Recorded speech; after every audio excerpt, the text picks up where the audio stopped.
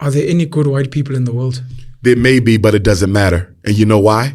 No matter how good an individual white person may be, they have an obligation to look out for the best interests of the white race. Therefore, no matter how well-meaning they may be, at the end of the day, they're going to close ranks with their own people. Every white person has an obligation to promote and protect white privilege. If there were so many good white people in the world as so many black multiculturalists claim, why is apartheid still in effect?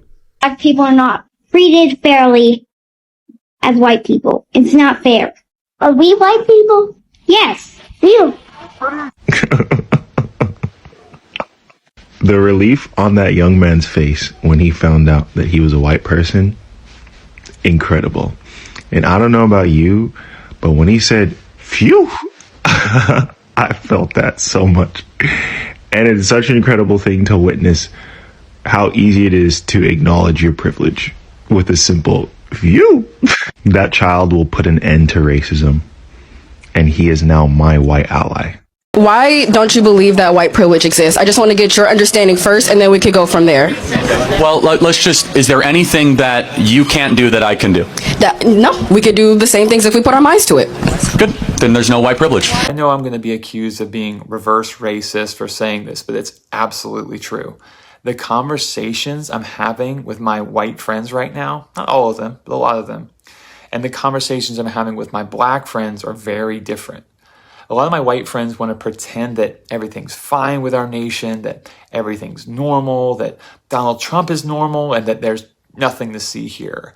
Whereas my black friends are living at DEFCON 5, red alert every day, recognizing that we have a madman at the helm of our nation who's driving this ship into the ground right in front of our eyes. And it's just a very stark difference in these conversations. And I am seeing more and more white folks waking up to the reality that we're living in.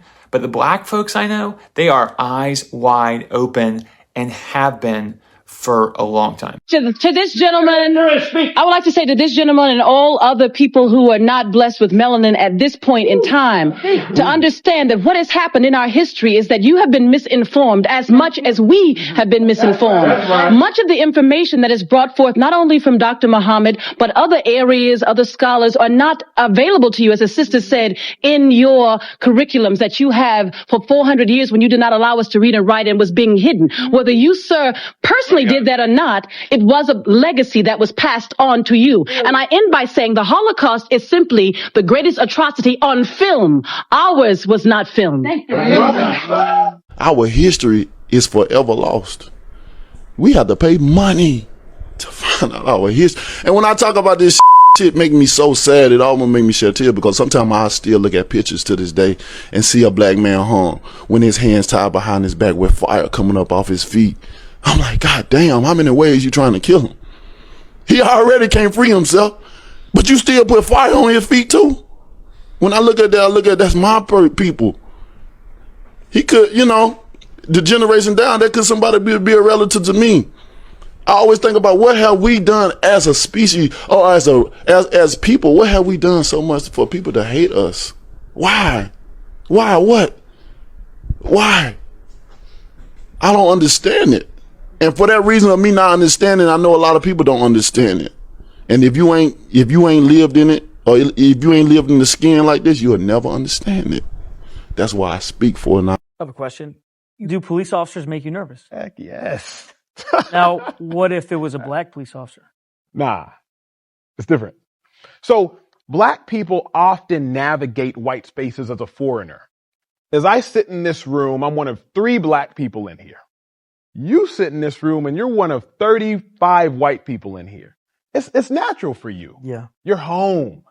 Whenever I walk into a room, a restaurant, church, anywhere, I'm looking for black people. Just in case something pops off, it's like, okay, we here. Me and you, like we're together. Because so many black people in life have probably gone through some sort of struggle, there's an instant connection.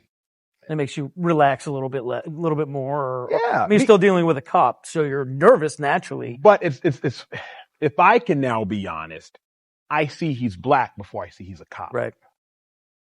I see you all are cops first. We were right.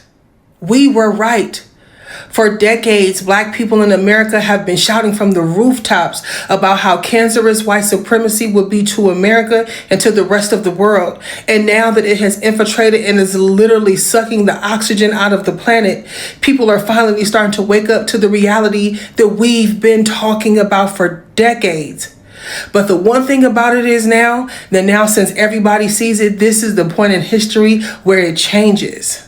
Family, from an African perspective, the American conversation around race can feel confusing at first because you expect reality to be something shared, something objective, something that everyone living in the same place can agree on. But when you look deeper, family, you begin to realize that in America, reality is not just about facts. It's about experience, it's about history, and even deeply rooted belief systems that were built over generations. And for many Black Americans, family, the understanding of the country is shaped by lived experience, interactions with institutions, encounters with bias, stories passed down from parents and even grandparents, and a long history that includes slavery, segregation, and even systemic exclusion. And so this is not distant history, family. It's something that still echoes in housing, in education, policing, healthcare, and even economic opportunity. And so when a Black American speaks about inequality, it's not theoretical, it's personal, it's visible, it's felt. And on the other hand, family, many white Americans experience a very different version of the same country. For them, America often represents opportunity, fairness, and even merit. The belief that if you work hard, you succeed, and because their lived experience often aligns with that belief, it becomes easy to assume that the system works the same way for everyone. And this is where the perception gap begins, family. It is not always about who is right or wrong. It's about what each group has consistently experienced as truth in their daily lives. And from the outside, as Africans, we can see the contrast more clearly because we're not emotionally or historically rooted in the same way. We observe how one group speaks from lived reality while another often speaks from belief systems shaped by narratives of individualism and national pride. And when these two perspectives collide, family, it creates tension, misunderstanding, and sometimes even denial. And so the role of history here cannot be ignored. The legacy of slavery and segregation didn't just disappear, it transformed. Systems evolved, policies changed names, but the impact remained uneven.